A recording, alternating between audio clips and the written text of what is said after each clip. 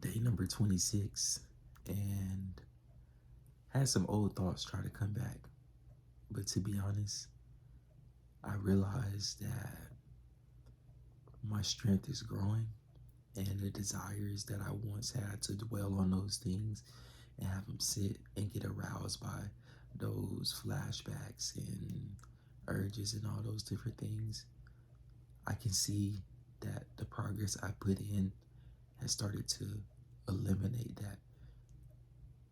Through the power of the Holy Spirit, I pray one day that is completely gone. But as of now, those things still come and go. They're still present.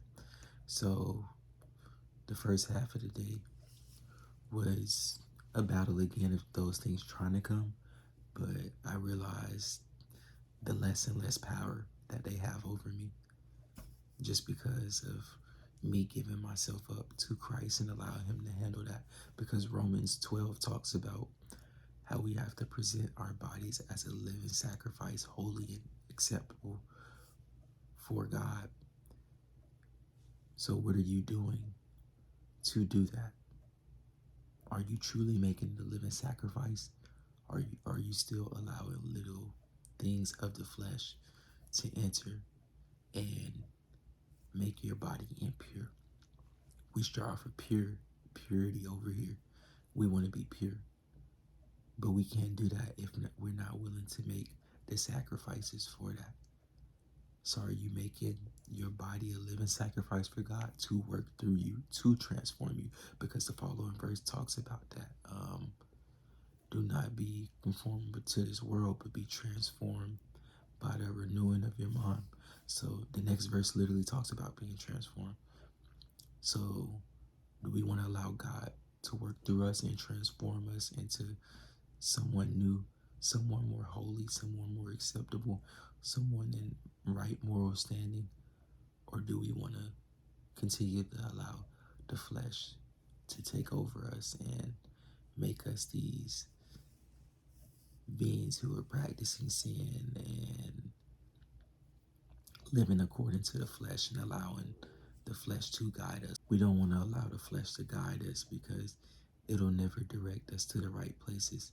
It'll always direct us to the wrong things, the things we feel is right, the things the world is saying is right, but it's not. So we have to be spiritually aware, allow the Spirit to work through us so we're able to see and notice things that aren't healthy for us, and also things that could lead to us falling back into those sins, things that could lead to us lusting more, things that could lead to us coveting things that are not ours, or a person that's not ours. You may have a partner, but you may covet somebody else's partner when that's not who God designed for you. You may be coveting the woman on the screen or that model you see when that's not who God has for you. So what are you doing? Are you feeding the flesh, or are you feeding the spirit? We have to feed the spirit in order to overcome this journey of lust, sexual impurity, and all of these different things that's continued to weigh us down. We're here, day 26. If you're not here, as I say, pick yourself back up. It's never too late.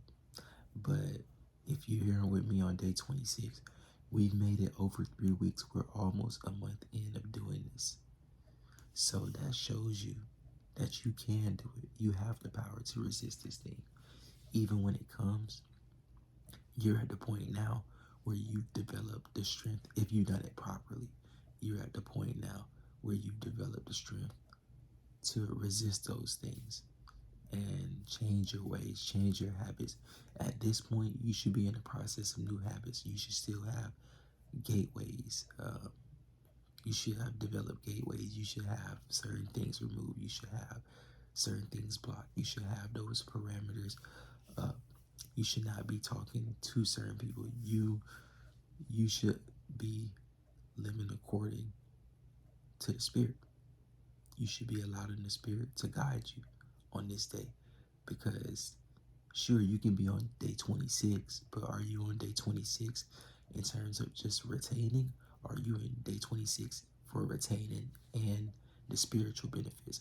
I'm more concerned about the spiritual benefits than what it does physically. It's good what it does physically, but we want the spiritual side because we want to be pure human beings for our partners and just for women around us because we live in a society where women aren't treated right. Women are devalued, women are sexualized, look at objects, and it doesn't help that we feed into that or we're feeding into that because of our our inability to cut off lust and all of these different things. No, what you don't realize is you're contributing to the problem.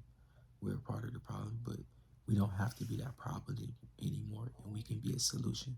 We can be better. We can be holy. We can be pure. But are you taking steps to do that? Or are you just still allowing your flesh to be appeased, to be satisfied here and there? There is no here and there because that here and there is what's going to cause you to fall.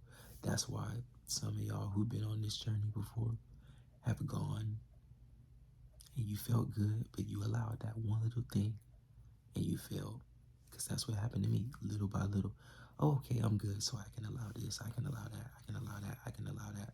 And you went from allowing one thing to allowing a bunch of things, and then you start peaking again, and that peaking turns into, I'm just gonna look at one new picture, and that one new picture turns into a video, and before you know it, you're back in the full cycle.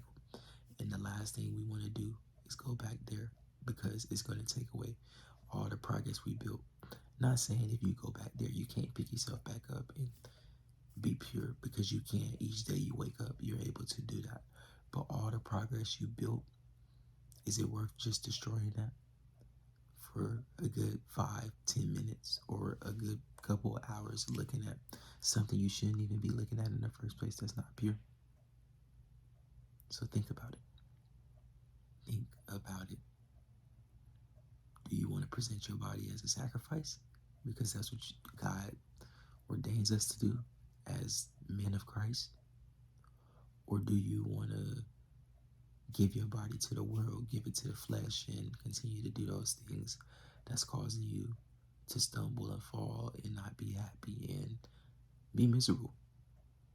I don't want you to be miserable, brother and sister, if you're watching this. I want you to be at peace. I want you to feel pure. I want you to feel whole.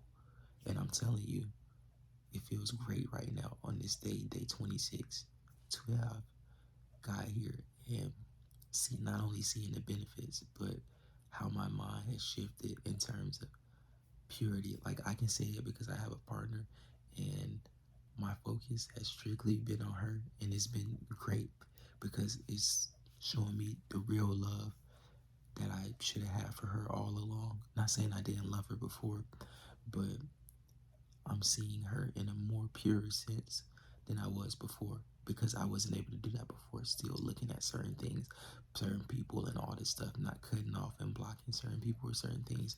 But now that I've done that and gave my attention and focus to God, it's allowed me to see her in a good light. And that's the whole point of this, to see people in purity. I can have conversations with random people and not have lustful, weird thoughts, and it's pure.